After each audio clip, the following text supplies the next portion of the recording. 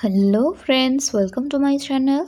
सो friends, आज आम युक्त दुई द्वितीय वर्षर संशोधित सिलेबस बा नूतन सिलेबस रे जोग करा जाइथिबा तीर्थयात्रा विषयटी को पाठ करिबा एवं तार अर्थटी को जानिबा को चेष्टा करिबा। ठीक अछि। तो विषयटीर नाम अछि हमर तीर्थयात्रा। तीर्थयात्रा माने कौन? जेतबले साधारणतः लोकटी तर प्राप्त वयस्क समय आसी पहुँची जाए सेतबले जीवन रे करिथिबा जेतेक पाप से पापरू मुक्ति पाइबा पाई से भगवान को पाखको जाए तीर्थ करे। से तीर्थ पाइका जो सी यात्रा करे बा तीर्थ को से जो जाए से जीवा प्रोसेसटा को आमे कहूचे तीर्थ यात्रा है। तो तीर्थ यात्रा करी जड़े लोक भगवान प्रिय हो पारे बा भगवान आशीर्वाद प्राप्त करी पाप क्षय करि पारे। ठीक अच्छे। तो आमर तीर्थयात्रा लिखिं पल्ली कवि नंदकिशोर बल।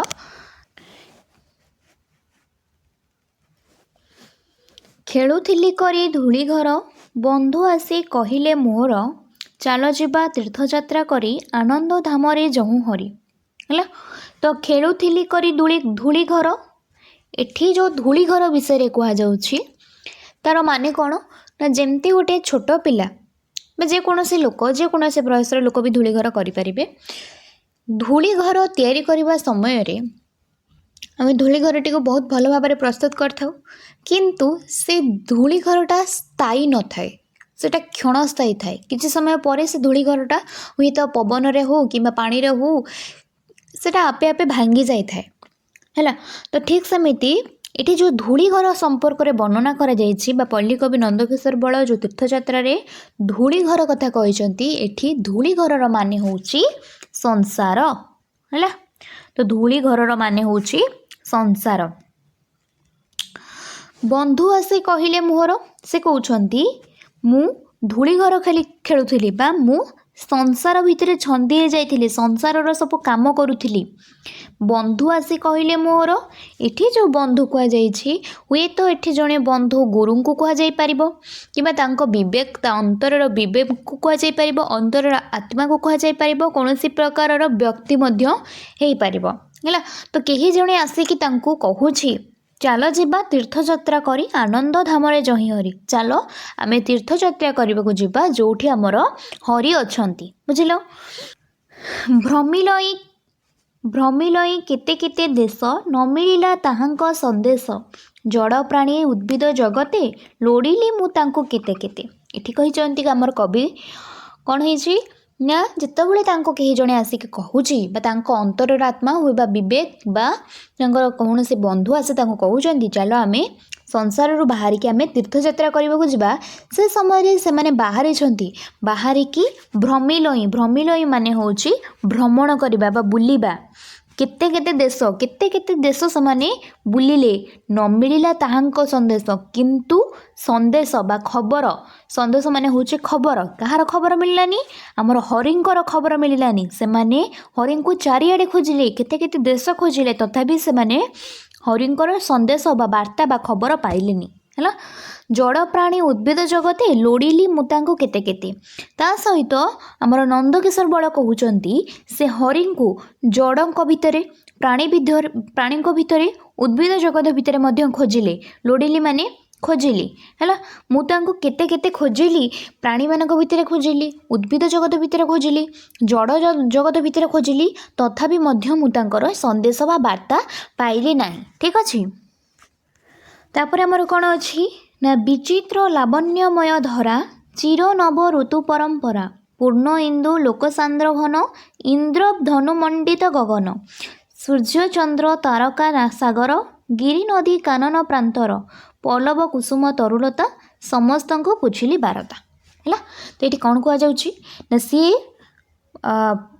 आमर जो लावण्यमय धरा अच्छे आमर जो विचित्र धरा अच्छी कहीं धरा माने आमर जो पृथ्वी आमर कौन अच्छी ना विभिन्न प्रकार विचित्रमय जिनस अच्छे आम जमी जाने आम सप्त आश्चर्य अच्छी से भाया बहुत सारा आश्चर्यजनक जिनस आम पृथ्वी भितर लुचिकी अच्छी बुझिपार आम पृथ्वी आम धरारे बहुत सारा जिनस विचित्र अच्छी से कवि कहते ए विचित्र धरारे ए लावण्यमय धरारे बा ए सुंदर धरारे मु कौन कली खोजिली प्रभु को खोजिली हरि को खोजिली है चिर नव ऋतु परंपरा माने कौन चिर चिर माने हूँ जोटा सबुदिन थी नव माने हूँ नुआ नुआ ऋतु परंपरा माने कौन जो आम ऋतु चक्र अच्छे गोटे ऋतु पर आ गोटे ऋतु आसी से ऋतुटा सरीगला तापर आ गोटे नुआ ऋतु आसपर पुणी गोटे नुआ ऋतु आसुच्छी तो ये जो क्रमान्वय चलती यहाँ सबुदिन चलती ग्रीष्म वर्षा शीत हेमंत शरत बसंत ये गोटे क्रमान्वय आसी था सबुदिन यहाँ चली थाए के ऋतु परंपराटा बंद हो न थाए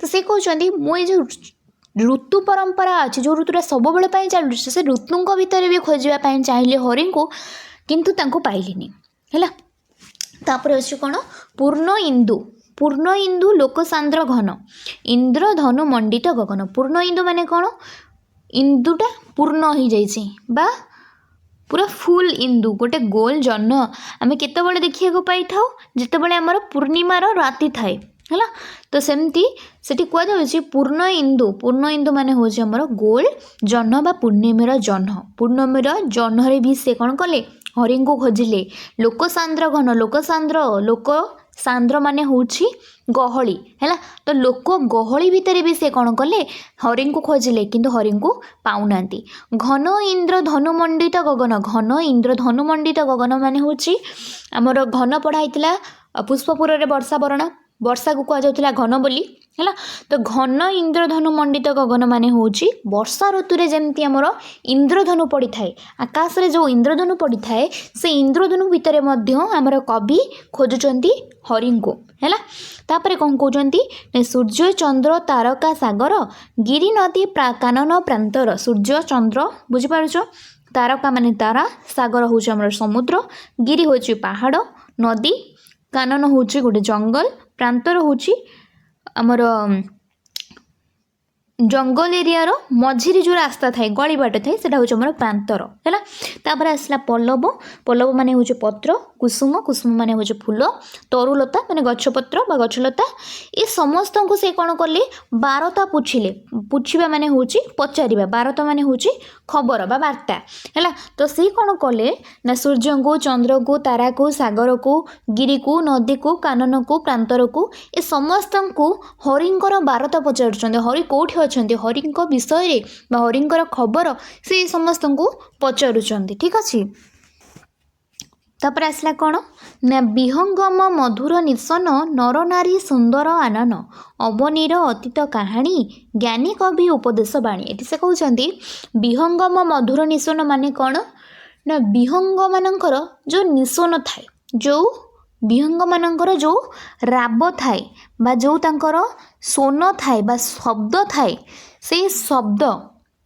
से शब्दटा बहुत मधुर होता है से मधुर शब्द भितर विहंग मानकर मधुर शब्द मध्य भी से कौन करथिले आमर खोजापी चाहते हरि को है नर नारी सुंदर आनन नर नारी बा लोक पुरुष और नारी मानकर सुंदर आनन माने हूँ मुखमंडल बा बदन है तो नर नारी मानकर मुह को मध्य सी देखुले सेठू से हरि को खोजापी चाहूले काले लोक मानकर मुह भितर हरि अच्छा कि सुंदर मुह भितर हरि अच्छा कि काले विहंग मानकर मधुर स्वर भितर हरि अच्छा कि है तो एमती से सबू जगार हरि को खोजुंट तापर कौन आसला अवनीर अतीत कहानी अवनी माने हूँ आमर सृष्टि है सृष्टिर अतीत कहानी सृष्टिर जहाँ पास्ट अच्छी से पास्ट विषय भी से खोजुंट आ भितर किसी अच्छी कि हरि आ भितर लुचिकी अच्छा कि ज्ञानी कवि उपदेश बाणी जिते ज्ञानी अच्छा जिते कवि अच्छा से जो उपदेश बाणी अच्छी काले से उपदेश बाणी तांकर जो कथा अच्छी से कथा भितर हरि अच्छा कि ताकू मध्य आमर कवि खोजुंट है खोजी खोजी हेली मु निराश प्राण मोर उदास उदास तो आमर कवि कौन कर खोजी चली सब जगह से खोजी सारे खोजी खोजी कि से लास्ट को निराश हो गले थकी पड़े है तो जीवन दुखमय लगुच कष्ट लगुच कौन पाइंका ना न पाइण प्राणर आश्रय मन है पाप पंकमय कहीं दुख लगुच ना सी जेहेतु हरिंकर आश्रय पाई ना ହେଲା ସେ ହରିଙ୍କର ଠିକଣା ପାଇନାହାନ୍ତି ବା ବାର୍ତ୍ତା ପାଇନାହାନ୍ତି। ସେଥିପାଇଁ ତାଙ୍କ ମନଟା ତାଙ୍କୁ ଲାଗୁଛି ଯେମିତି ସେ ପାପ ପଙ୍କ ଭିତରେ ବୁଡ଼ି ଯାଉଛନ୍ତି, ଯେମିତି ଲାଗୁଛି ସେ ହେଉଛନ୍ତି ଗୋଟେ ବଡ଼ ପାପୀ। କାହିଁକିନା ଭଗବାନ ସେମାନଙ୍କୁ ଦେଖା ଦିଅନ୍ତିନି ଯେଉଁମାନେ ସବୁ ପାପ କରିଥାନ୍ତି। ସେତେବେଳେ ଆମର ନନ୍ଦକିଶୋର ବଳ ଭାବୁଛନ୍ତି ତାମାନେ କ'ଣ ମୁଁ ଗୋଟେ ବଡ଼ ପାପୀ ହେଲା। ତ ଏଇଭଳିଆ ମନରେ ଭାବନା ତାଙ୍କର ସୃଷ୍ଟି ହେଇଛି, ଆଉ ତାଙ୍କ ମନଟା ପାପ ପଙ୍କ ଭିତରେ ଘାଣ୍ଟି ହେଇଯାଉଛି ହେଲା। ତାପରେ କ'ଣ ଆସିଲା, କିନ୍ତୁ ଶୁଣି କାହାର ଆହ୍ୱାନ ଧରାଧୂଳି ଅତୃପ୍ତମ ପ୍ରାଣ, ଅଲକ୍ଷିତେ ବୋଇଲେ କି ଗିର, ଛିଣ୍ଡିଗଲା ସଂଶୟ ବନ୍ଧନ, ମୋହଧ୍ୱାନ୍ତ କଲା ପଳାୟନ। ଏଠି କହୁଛନ୍ତି ଯେ ମୁଁ ହଠାତ୍ ଏସବୁ କଥା ଭାବୁଛି, ଭାବିଲା ଭିତରେ କ'ଣ ହେଲା ନା କାହାର ଆହ୍ୱାନ ଶୁଣିଲା, କାହାର କଥା ଶୁଭିଲା, କ'ଣ କାହାର ଆହ୍ୱାନରେ ବା କାହାର କଥାରେ ମୋର ଜୀବନଟା ବା ମୋର ଆତ୍ମାଟା ମୋର ପ୍ରାଣଟା ମାଟିରେ ଯେମିତି ଧୂଳି ମିଶି ଯାଇଛି ସେମିତି ଅତୃପ୍ତ ହୋଇଗଲା ହେଲା। ଅଲକ୍ଷିତେ ବୋଇଲେ କି ଗିର, ଛିଣ୍ଡିଗଲା ସଂଶୟ, ଅଲକ୍ଷିତେ ବୋଇଲେ କି ଗିର ହେଲା, ଛିଣ୍ଡିଗଲା ସଂଶୟ ବନ୍ଧନ, ମୋହଧ୍ୱାନ୍ତ କଲା ପଳାୟନ। ତ ଏଠି କହୁଛନ୍ତି ଅଲକ୍ଷିତେ, ଅଲକ୍ଷିତେ ମାନେ କ'ଣ, ତାଙ୍କର ଲକ୍ଷ୍ୟ ନାହିଁ, ତାଙ୍କର ଧାରଣା ନାହିଁ। କେହି ଜଣେ ତାଙ୍କୁ ଆସିକି ଗିର ଭାବରେ କହୁଛି ବା ଫୁସଫୁସ ହେଇକି କହୁଛି। ଗିର ମାନେ ହେଉଛି ଫୁସଫୁସ ହେଇକି କହିବା, ଚୁପ୍ ଚୁପ୍ କହିବା ହେଲା। ତ କେହି ଜଣେ ଆସିକି ଚୁପ୍ ଚୁପ୍ ହେଇକି ତାଙ୍କ କାନ ପାଖରେ କହୁଛି, ଆଉ ତାଙ୍କର ସେଥିପ୍ରତି ଧାରଣା ନାହିଁ ହେଲା। ସେ ଅଲକ୍ଷିତ ଭାବରେ ବସୁଛନ୍ତି ଆଉ ଭାବୁଛନ୍ତି ମୁଁ କାଳେ ପାପୀଟା କି। ସେଇ ସମୟରେ କେହି ଜଣେ ତାଙ୍କ ପାଖରେ କହୁଛି ଆଉ ତାଙ୍କର ସେସବୁ ବିଷୟରେ ଧାରଣା ନାହିଁ କିଏ କହୁଛି ବୋଲି ହେଲା। ତ ଛିଣ୍ଡିଗଲା ସଂଶୟ ବନ୍ଧନ, ଆଙ୍କର ଯେଉଁ ମନରେ ଏତେ ଗୁଡ଼ା ଦ୍ୱନ୍ଦ୍ୱ ଆସିଥିଲା ବା ସନ୍ଦେହ ଆସିଥିଲା, ସେ ସନ୍ଦେହ ଗୁଡ଼ାକ ଛିଡ଼ିଲା, ସେ ସନ୍ଦେହ ଗୁଡ଼ାକ ତାଙ୍କର ଦୂର ହେବାକୁ ଲାଗିଲା ହେଲା। ଆଉ ତାଙ୍କର ସନ୍ଦେହ ଗୁଡ଼ାକ ମାନେ ତାଙ୍କଠୁ ପଳେଇଗଲା, ବାହାରିଗଲା। ଆଉ ତାଙ୍କର ଯେଉଁ ମୋହ ଲାଗିକି ରହିଥିଲା ସେ ମୋହ ଗୁଡ଼ାକ ବି ତାଙ୍କର ଧ୍ୱଂସ ପ୍ରାପ୍ତ ହେଲା। ଖୋଜ ଖୋଜ ହୃଦୟ ମନ୍ଦିର, ବାହାରର ତେଜେ ଆଡ଼ମ୍ବର, ପ୍ରବେଶ ତୁ ଅନ୍ତରେ ନିଜର, ନ ଦେଖିଲେ ହୃଦୟ କନ୍ଦରେ, ନ ମକ୍ଟ ମକ୍ଟବ ବିଶ୍ୱ ବ୍ରହ୍ମାଣ୍ଡରେ। ଏଠି ମକ୍ଟ ମକ୍ଟବ ନୁହେଁ, ଏଠି ନ ମିଳିବ ନ ମିଳିବ ହେଲା। ନ ମିଳିବ ନ ମିଳିବ ବିଶ୍ୱ ବ୍ରହ୍ମାଣ୍ଡରେ। ତା'ମାନେ କ'ଣ ଏଠି ଆମର କୁହାଯାଉଛି, ସେ ଯେତେବେଳେ ଅନ୍ୟମନସ୍କ ଭାବରେ ଭାବୁଥିଲେ ତାଙ୍କ ବିଷୟରେ ଯେ ମୁଁ କାଳେ ପାପି, ମୁଁ ଭୁଲ କରିଛି, ସେଥିପାଇଁ ମୁଁ ଭଗବାନଙ୍କୁ ଏତେ ଜାଗାରେ ଖୋଜୁଛି, ମୋତେ ଭଗବାନ କେଉଁଠି ଦେଖା ଦେଉନାହାନ୍ତି। ସେହି ସମୟରେ ତାଙ୍କ ପାଖରେ କେହି ଜଣେ ଯେତେବେଳେ ଫୁସଫୁସ କରି କହିଛି, କ'ଣ କହୁଛି ନା ତୁ ଆଗ ତୋ ହୃଦୟ ରୂପକ ମନ୍ଦିରରେ ଖୋଜ ହେଲା। ବାହାରରେ ଯେତିକି ଆଡ଼ମ୍ବର ହେଉଛି ସେ ଆଡ଼ମ୍ବରକୁ ତେଜି ଦେ, ସେ ଆଡ଼ମ୍ବରକୁ ଦୂରେଇ ଦେ। ଆଡ଼ମ୍ବର ନ କରିକି ତୁ ତ ନିଜ ଭିତରକୁ ପ୍ରବେଶ କର। ତୁ ଆଗେ ତ ଅନ୍ତର ଭିତରେ ଦେଖ ଠାକୁରଙ୍କୁ, ଆଉ ଚେଷ୍ଟା କର ଦେଖିବା ପାଇଁକା ହେଲା। ଯଦି ତୁ ତୋ ହୃଦୟ କନ୍ଦର ଭିତରେ, ହୃଦୟ ଭିତରେ ତୁ ଯଦି ଠାକୁରଙ୍କୁ ନ ଦେଖିପାରିଲୁ, ତୁ ଯେତେ ବିଶ୍ୱ ବ୍ରହ୍ମାଣ୍ଡରେ ଠାକୁରଙ୍କୁ ଖୋଜିବୁ ତୋତେ ସେଠି ଠାକୁର ଦେଖା ଦେବେନି ହେଲା। ତାପରେ କ'ଣ ଆସିଲା ନା ଦେଖିଲି ମୁଁ ଅନ୍ତରକୁ ଚାହିଁ, ଅନ୍ଧକାର ଛଡ଼ା କିଛି ନାହିଁ, ଥିଲା ଯାହା ଜ୍ଞାନ ମୋ ସଞ୍ଚିତ, ସଂଶୟ ସେ କଲା ଦ୍ୱିଗୁଣିତ। ସେ କହୁଛନ୍ତି ଯେ ଯେତେବେଳେ ତାଙ୍କୁ କିଏ କହିଲା ଦେଖ ତୋ ଭିତରକୁ, ସେତେବେଳେ ତାଙ୍କ ଭିତରକୁ ଦେଖିଛନ୍ତି କାଳେ ଠାକୁର ମୋରି ଭିତରେ ଅଛନ୍ତି କି। ସେ ଯେତେବେଳେ ଠାକୁରଙ୍କୁ ଦେଖିବା ପାଇଁକା ନିଜ ହୃଦୟ ଭିତରକୁ ଚାହିଁଛନ୍ତି ବା ଅନ୍ତର ଭିତରକୁ ଚାହିଁଛନ୍ତି, ତାଙ୍କୁ ସେଠି ଅନ୍ଧାର ଛଡ଼ା ଆଉ କିଛି ଦେଖାଯାଇନି, ଖାଲି ଅନ୍ଧାର ଦେଖାଯାଇଛି। ସେଥିପାଇଁକା ସେ ସେଠି ଭାବିଛନ୍ତି ଯେତିକି ତାଙ୍କର ମାନେ ସନ୍ଦେହ ଥିଲା ମୁଁ ବାଳେ ପାପି ବୋଲି, ସେଇ ସନ୍ଦେହଟା ବା ସେଇ ସଂଶୟଟା ତାଙ୍କର ଦ୍ୱିଗୁଣ ହୋଇଗଲା। ସେ ସେତେବେଳୁ ଭାବିଦେଲେ, ଅଧିକା ଭାବିଗଲେ କାଳେ ମୁଁ ପ୍ରକୃତରେ ପାପି, ମୁଁ ଅଧିକା ପାପି। ସେସବୁ ତାଙ୍କ ମାଇଣ୍ଡକୁ ଆସିଗଲା। କାହିଁକି ନା ସେ ଗୋଟେ କାମ କରୁଥିଲେ, ସେଠି ତାଙ୍କୁ ମିଳୁନଥିଲା, ଜଣେ ସଲ୍ୟୁସନ୍ ଦେଲା, ସେ ସଲ୍ୟୁସନ୍କୁ ବି ସେ କଲେ, ସେଠି ବି ତାଙ୍କୁ ଆଙ୍କର କ'ଣ ମିଳିଲାନି, ହରି ମିଳିଲେନି। ତା'ମାନେ ଇଏ ପୁରା ସିଓର ହେଇଗଲା ଭଳିଆ ଲାଗିଲା ତାଙ୍କୁ, କାଳେ ମୁଁ ସତରେ ପାପି କି। ତାଙ୍କର ଯେଉଁ ଡାଉଟଟା ଥିଲା ସେ ଡାଉଟଟା ମାନେ ଡବଲ ହେଇଗଲା ହେଲା। ତାପରେ କ'ଣ ଆସିଲା, ନୈରାଶ୍ୟରେ ଜର୍ଜରିତ ପ୍ରାଣ, ହେଲା ପୁଣି ଦୁଃଖ ମ୍ରିୟମାଣ, ସଂସାରର ସୁଖ ସଖ୍ୟ ଜ୍ଞାନ, ପ୍ରାଣେ ଶାନ୍ତି ନ କଲା ପ୍ରଦାନ ହେଲା। ତ ଏଠି ସେ କ'ଣ କହୁଛନ୍ତି ନା ତାଙ୍କର ଦୁଃଖରେ, ନୈରାଶ୍ୟରେ ତାଙ୍କର ପ୍ରାଣଟା ଜର୍ଜରିତ ହୋଇଗଲା। ତାଙ୍କର ମନ ବା ତାଙ୍କର ପ୍ରାଣ ପୁରା ଦୁଃଖ ଭିତରେ ବୁଡ଼ିଗଲା, ପୁରା ଦୁଃଖ ଭିତରକୁ ସେ ପଳାଇ ଆସିଲେ ହେଲା। ତାଙ୍କୁ କୌଣସି ଜିନିଷ ଶାନ୍ତି ପ୍ରଦାନ କଲାନି। ସଂସାରରେ ଯେତିକି ସୁଖ ଅଛି, ସେ ସୁଖ ସଖ୍ୟ ମାନେ ସଖା, ଭାଇ ବନ୍ଧୁ କୁଟୁମ୍ବ, ସଂସାରରେ ଯାହା ସେ ମାନେ ଉପଭୋଗ କରିଛନ୍ତି, ଯାହା ସେ ପାଇଛନ୍ତି, ସେ ସବୁର ଯେତିକି ଜ୍ଞାନ ସେ ଗ୍ରହଣ କରିଛନ୍ତି, କିଛି ଜିନିଷ ତାଙ୍କୁ ଶାନ୍ତି ପ୍ରଦାନ କଲାନି ହେଲା। ତ ଶୁଣି ମୁଁ ଅଜ୍ଞାତେ ଆଦେଶ, ଶୁଣିଲି ମୁଁ ଅଜ୍ଞାତେ ଆଦେଶ, ଶୁଦ୍ଧ କର ହୃଦୟ ପ୍ରଦେଶ, ପବିତ୍ର ନ କଲେ ପ୍ରାଣ ମନ, ପାପୀ ସତ ନ କରେ ଦର୍ଶନ। ତ କିଏ ଜଣେ ପୁଣି ତାଙ୍କୁ ଆଦେଶ ଦେଉଛି ଅଜ୍ଞାତରେ ରହିକି, ମାନେ ଇଏ ଜାଣିନାହାନ୍ତି କିଏ ଆଦେଶ ଦେଉଛି, କିନ୍ତୁ କିଏ ଜଣେ ଆଦେଶ ଦେଉଛି। କ'ଣ କହୁଛି ନା ଶୁଦ୍ଧ କର ହୃଦୟ ପ୍ରଦେଶ, ତୁମେ ପ୍ରଥମେ ତୁମର ହୃଦୟ ପ୍ରଦେଶକୁ କ'ଣ କର, ଶୁଦ୍ଧ କର ବା ସଫା କର। ପବିତ୍ର ନ କଲେ ପ୍ରାଣ ମନ, ପାପୀ ସତ ନ କରେ ଦର୍ଶନ। ଯେଉଁ ପର୍ଯ୍ୟନ୍ତ ଗୋଟେ ପାପୀ ତାର ପ୍ରାଣ ମନକୁ ପବିତ୍ର ନ କରିଛି, ସେ ପର୍ଯ୍ୟନ୍ତ ପାପୀ କେବେ ବି ସତ ଜିନିଷଟାକୁ ଦର୍ଶନ କରିପାରିବନି, ସତ ଜିନିଷଟାକୁ ଦେଖିପାରିବନି। କାହିଁକିନା ସତ ଜିନିଷ ଦେଖିଲା ବେଳକୁ ତା ପାପ ମନ ଘାରିବ, ପାପ ଖାଲି ତା ମନକୁ ଛୁଇଁବ।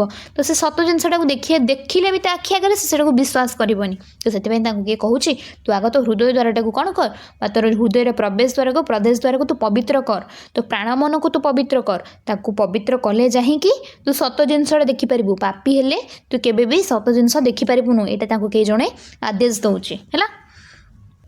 ତାପରେ କ'ଣ ଆସିଲା ନା ମନରିପୁ କବଳୁ ବାହାର, କରିବ ତ ବିଷମ ବ୍ୟାପାର, ବିଷମ ସଂଗ୍ରାମେ ପରାଜିତ, ବାରମ୍ବାର ହେଲ ହିଁ ବ୍ୟଥିତ ହେଲା। ତ ସେ କହୁଛି ମନରିପୁ, ରିପୁ ମାନେ ହେଉଛି ଶତ୍ରୁ। ସେଇଠି କହୁଛନ୍ତି ମନରୂପକ ଶତ୍ରୁ କବଳରୁ ବାହାରିବାଟା ହେଉଛି ବହୁତ ବଡ଼ ବିଷମ। ବିଷମ ମାନେ ହେଉଛି କଷ୍ଟ, ବହୁତ ବଡ଼ ଗୋଟେ କଷ୍ଟ ବ୍ୟାପାର ବା କଷ୍ଟ କାମ।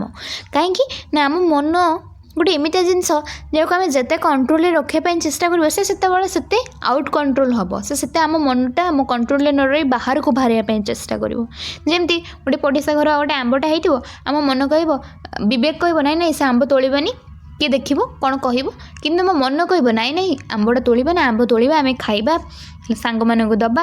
ତ ଏଇ ଯେଉଁ ମନ, ସେ ମନଟା କେବେ କଣ୍ଟ୍ରୋଲରେ ରୁହେନି। କିଛି ଜ୍ଞାନୀ ଲୋକମାନେ ମନକୁ କଣ୍ଟ୍ରୋଲରେ ରଖିପାରନ୍ତି, ଆଉ କିଛି ଲୋକମାନେ ରଖିପାରନ୍ତିନି। ତ ସେଥିପାଇଁ କୁହାଯାଉଛି ଯେଉଁ ଆମର ଯେଉଁ ମନ ରୂପକ ଶତ୍ରୁ ଅଛି, ସେ ଶତ୍ରୁ କବଳରୁ ବାହାରିବାଟା ବହୁତ କଷ୍ଟକର କାମ ହେଲା। ବିଷମ ସଂଗ୍ରାମେ ପରାଜିତ, ତ ଏଇ ଯେଉଁ କଠିନ ସଂଗ୍ରାମ ସେ କରୁଥିଲେ ବା କଠିନ ଯୁଦ୍ଧ ଯେଉଁ ସେ ମନ ସହିତ କରୁଥିଲେ, ସେ ତା ଦେହରେ କ'ଣ ହେଉଥିଲେ, ପରାଜିତ ହୋଇଯାଉଥିଲେ। ସେ କେବେ ବି ମନକୁ ତାଙ୍କ କବଳରେ ରଖିପାରୁନଥିଲେ।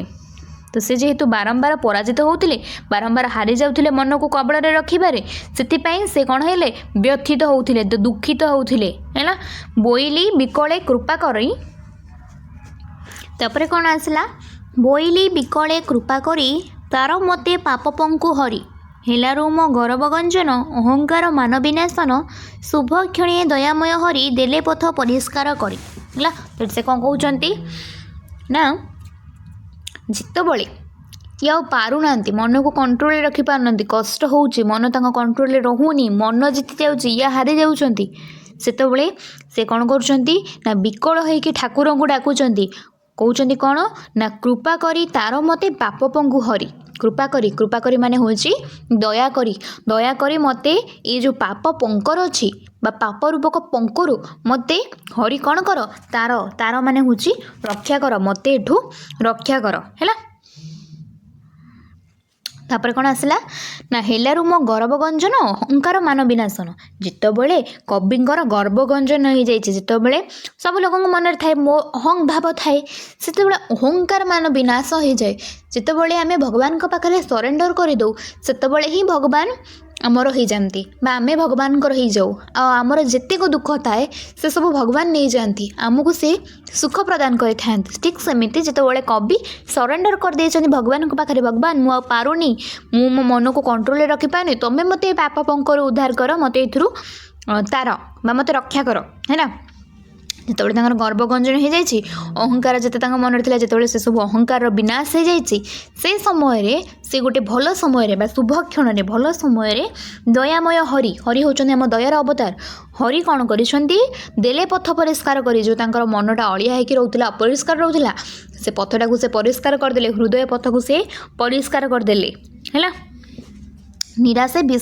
ନିରାଶେ ବିଷମ ବିଷ ପିଇ, ପାଞ୍ଚ ଦିନ ଯିବି ଜି। ତ ସାଧାରଣତଃ ଲୋକମାନେ କ'ଣ କରନ୍ତି ନା ସଂସାର କରିବାକୁ ସମସ୍ତେ ଭଲ ପାଆନ୍ତି, ସଂସାରରେ ବହୁତ ଦୁଃଖ ଥାଏ, ତଥାପି ସମସ୍ତେ ଭାବନ୍ତି ଆମେ ଆଉ କେତେଦିନ ବଞ୍ଚିବା, ଯେତେଦିନ ବଞ୍ଚିବା ପରିବାର ସହିତ ବଞ୍ଚିବା, ଯେତେଦିନ ବଞ୍ଚିବା ସଂସାରରେ ରହିକି ବଞ୍ଚିବା, ଲୋକମାନଙ୍କ ସହିତ ମିଳିମିଶିକି ବଞ୍ଚିବା, ସେଥିରେ ଆମକୁ ଦୁଃଖ ସହିବାକୁ ପଡ଼ୁନା କାହିଁକି ହେଲା। ତ କବି କହୁଛନ୍ତି ନିରାଶେ ବିଷ ପିଇ, ପାଞ୍ଚ ଦିନ ଯିବି ଜି। ସବୁ ଲୋକ କହନ୍ତି ମୋତେ ଦୁଃଖ ହେଲେ ବି ଆଉ ତ କିଛି ଦିନ ପର୍ଯ୍ୟନ୍ତ ବଞ୍ଚିଯିବେ, ଆଉ କିଛି ଦିନ ଘଟଣା, ଆଉ ମଣିଷ ଜନ୍ମ ହୋଇଛି ତ ମରିବ ଦିନେ, ତ तो मो संसार सहित मरबी मो लोक मान सहित मिसिकी मरबी है। तो ये कवि से कथा कहते ये जो लाइन रे जे आमर लोक मानकर यही धारणा अच्छी देखिली पंकरे पद्म परी प्राण मध्य विराजती हरि है। तो ये कौन सी देखा पाइले आमर कवि देखा पाइले जितेबले मनटा परिष्कार हो गला हृदय पथ परिष्कार करदे हरि भगवान सेतबले से देखिपारुछंती जेमिति पंकरे पद्म फूल फुटे से भाया प्राण भितर हृदय भितर विराजमान करिसेंती हरि बुझिपार। तापर आसला ज्ञान प्रेम पुण्य रूपी हरि दियंती मो पाप धौत करी ज्ञान रूपी हरि प्रेम रूपी हरि बा पुण्य रूपी हरि हरि होउछंती ज्ञानर अवतार प्रेमर अवतार आ पुण्यर अवतार सी कौन करुछंती ना कविंकर जेते पाप अच्छे से सब पाप को धौत कर दौरान बा धोई दौरान है। सारा सृष्टि करी संजीवित अछंती अनंत विराजित सारा सृष्टि को संजीवित करी बा सारा सृष्टि को जीवदान करी संजीवित माने होची जीवदान सारा सृष्टि को जीवदान करी सी अनंत भाव में विराजित अछंती अनंत भाव में विराजित अछंती तांकर कौनसी प्रकारर अंत नाही है। से चारिआडे विराजमान होई अछंती किंतु लीलामय प्रभु हरि निज रूप नियंती संबरी किंतु प्रभु होउचंदी कौन लीलामय लीलार अवतार से लीला देखाती ता सहित से कौन करुचंती ना निजर रूप को से संवरण कर दउचंती बा लुचेई दउचंती है। से निजर रूप को लुचेई की चारिआडे अनंत भाव में विराजमान करिसंती चारिआडे विराजमान करिसंती है। तापरे कौन अच्छी काहीं गले कही पासे थाई देखि न पारे है। तो सी कहते भगवान लीलामय अटंती बा हरि आमर लीलामय अटंती से समस्त सहित लीला खेला करुछंती से सारा दुनिया को जीवदान करिकी सारा सृष्टि को जीवदान करिकी से अनंत भाव में विराजमान करिसंती ता सहित से निजे रूप को निजे लुचेई रखुचंती है। तो तापर से कहउछंती आमर पाखरे से थांती किंतु आमे तांको देखि पारुना आमे खाली खोजु से कुआडे गले हरि कोठी अछंती जेमति हमर कवि पूर्वरु खोजुथिले जे हरि हमर कोठी अछंती को जगह रे हरि अछंती से जेमति सब जगह रे खोजुथिले सेमति हम हरि हम पाखरे अछंती किंतु आमे कोन करथौ कोठी अछि कुआडे गले कोठी रहिले से सब देखिया पय चेष्टा करू किंतु से हम पाखरे थांती आमे ताको देखि पारुना ठीक अछि। तापर आसला घन बने कुसुम जेसन विकसीण प्रमोद कानन भृंग से ही मधुगंधे मत धंदी हेउथाए इतस्तत घन बने कुसुम जेसन जेमती गोटे घंच जंगल भितरे घन बन माने होचे घंच जंगल जेमती गोटे घंच जंगल भितरे गोटे कुसुम बा गोटे फूल फुटिछि विकसीण प्रमोदे कानन से जेमती पूरा काननटा को पूरा जंगलटा को बास्नायुक्त करई दिए तार बास्ना भृंग से मधुगते मत भृंग होची भंवर से जो फूलर महुर बास्ना से महुर बास्ना रे मत बा पागल हो जाए है।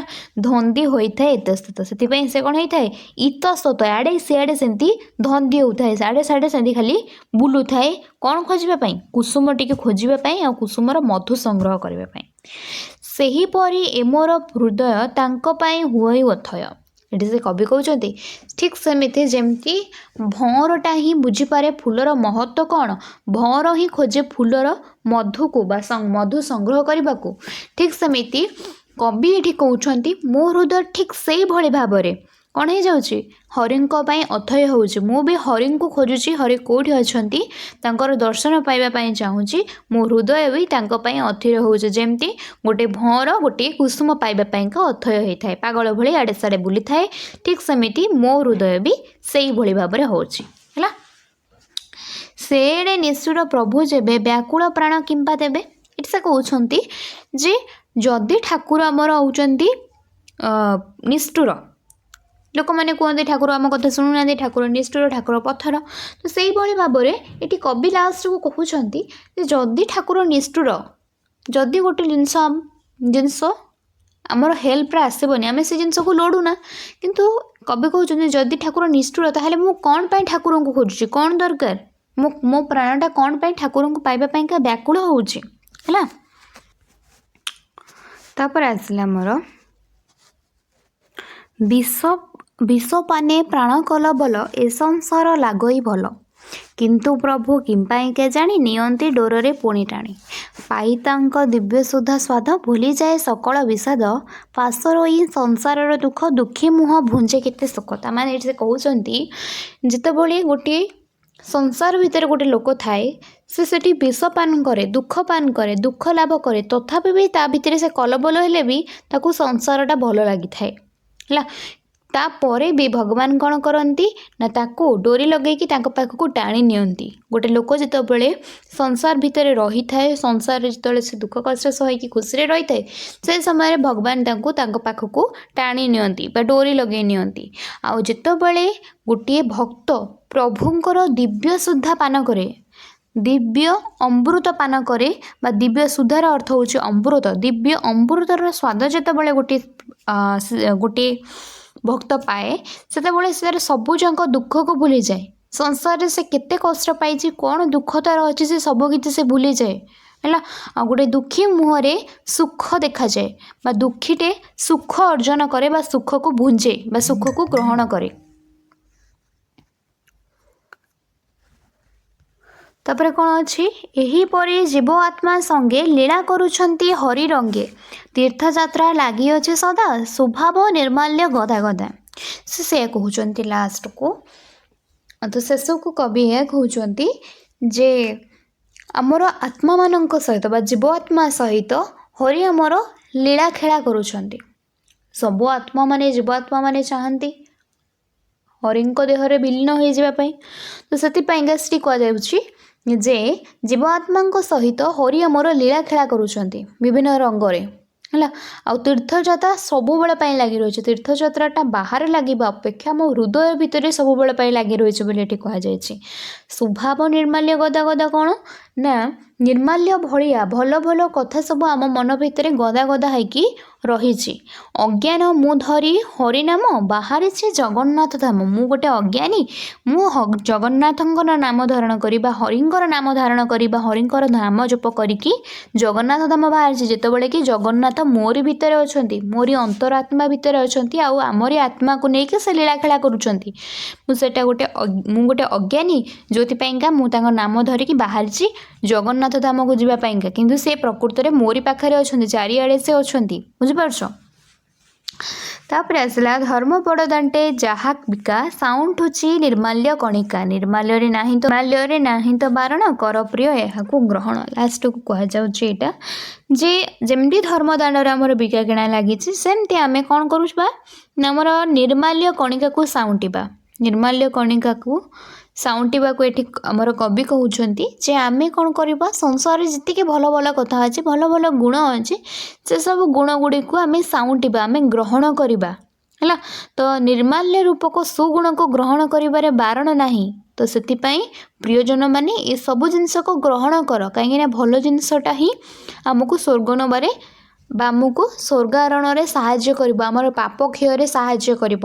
କେବଳ ତୀର୍ଥଯାତ୍ରା କରିକି ଆଡ଼ମ୍ବରର ସହିତ ଭଗବାନଙ୍କ ପାଖକୁ ଯାଇ ତାଙ୍କର ଦର୍ଶନ କରିଲେ ଆମର ପାପ କ୍ଷୟ ହେବନି। ଆମେ ଆମ ଅନ୍ତରକୁ ଶୁଦ୍ଧି କରି ମଧ୍ୟ ଭଲ ଭଲ କଥା କହିକି ଲୋକମାନଙ୍କର ମନ ଜିତିଲେ ମଧ୍ୟ ଆମେ ପାପ ପଙ୍କରୁ ଉଦ୍ଧାର ହୋଇପାରିବା। ଏ ବିଷୟରେ ଆମର କବି ନନ୍ଦକିଶୋର ବଳ ବର୍ଣ୍ଣନା କରିଛନ୍ତି। ଭିଡ଼ିଓଟି ଏତିକି। ଯଦି ତୁମମାନଙ୍କୁ ଭିଡ଼ିଓଟି ଭଲ ଲାଗିଥିବ ତାହେଲେ ସାଙ୍ଗମାନଙ୍କ ସହ ସେୟାର କରିବାକୁ ଜମା ବି ଭୁଲିବନି। ଆଣ୍ଡ ଯଦି ଚ୍ୟାନେଲରେ ନୂଆ ଅଛ ଚ୍ୟାନେଲକୁ ସବସ୍କ୍ରାଇବ୍ କରି ପାଖରେ ଥିବା ବେଲ୍ ଆଇକନ୍କୁ ପ୍ରେସ୍ କରିଦିଅ, ଯାହାଫଳରେ କି ଯାହା ବି ନୂଆ ନୂଆ ଭିଡ଼ିଓ ଆମ ଚ୍ୟାନେଲରେ ପୋଷ୍ଟ ହେବ ତାର ନୋଟିଫିକେସନ୍ ତୁମମାନଙ୍କ ପାଖରେ ପହଞ୍ଚିଯିବ। Thanks for watching.